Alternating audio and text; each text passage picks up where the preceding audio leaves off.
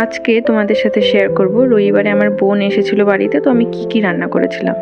সপ্তাহের বাকি 6টা দিন যেহেতু স্কুল দৌড়াদৌড়ি করতেই আমার সময় চলে যায়, তো সেই জন্য খুব একটা সময় করতে পারি না রান্নার জন্য। তাই রবিবারটা একটু নিজের মতো করে রান্না করতে পছন্দ করি।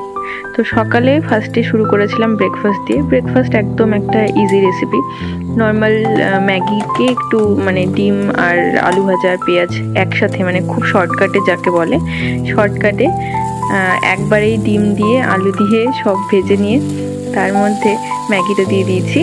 তারপরে খুব ভালো করে সেটাকে একদম ঝুরঝুরে করে কেটে নিয়েছি, যাতে কোনো জায়গায় একই জায়গায় ডিমগুলো দলা পেকে না থাকে। তারপরে তো আছে আমাদের সেই ম্যাগি মশলা, সেই ম্যাগি মশলা দিয়েছি এবং তার সাথে দিয়েছি পিৎজা পাস্তা সস। আমার পিৎজা পাস্তা সসের ফ্লেভারটা খুব ভালো লাগে, তো সেই জন্য আমি পাস্তা ছাড়াও এগুলোতে মাঝে মধ্যে ইউজ করি, একটু অন্যরকম একটা টেস্ট আসে।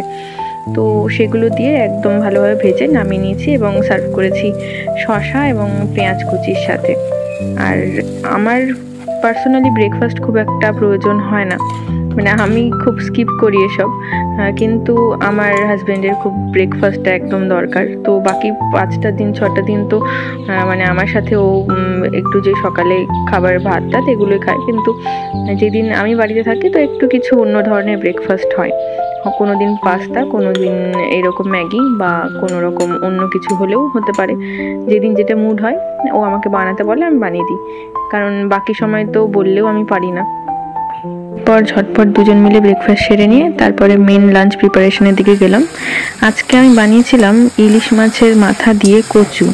আর সবচেয়ে ভালো ব্যাপার যে এই কচুটা আমাদের বাড়ির পুকুরের পাশে একদম আমার মা নিজে তুলে কেটে পাঠিয়ে দিয়েছিল, যেটা আমি রান্না করেছিলাম। কারণ এই কচুটার ফ্লেভার এত ভালো হয় যে বাজারের কোনো কচু এর কাছে পাত্তাও পাবে না।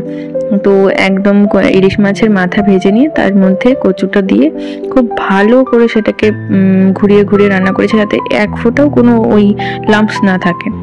আর একটা স্পেশাল রেসিপি ছিল আজকে, সেটা হচ্ছে ইলিশ মাছের সর্ষে ইলিশ। তো অন্যদিন আমি অন্যরকম ভাপা টাপা এরকমভাবে বানাই, কিন্তু আজকে সর্ষে ইলিশের রেসিপিটা অন্যরকম ছিল। তো তোমরা যদি কেউ দেখতে চাও সর্ষে ইলিশের রেসিপিটা, তো আমাকে জানিও।